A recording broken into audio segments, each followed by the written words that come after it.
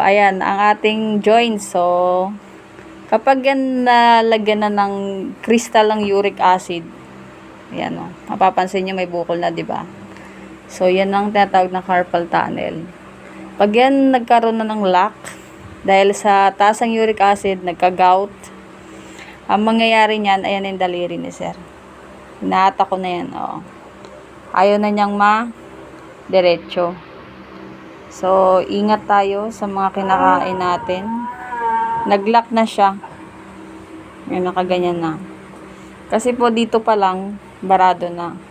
So, yan, pwede namang operahan. Kaso nga lang, hindi natin sure kung babalik sa dati. So, ang gawin nyo lang, ito pressing. Yan, sa mga nerves. Para mag-release. Yan. I-pressing nyo lang everyday bago matulog.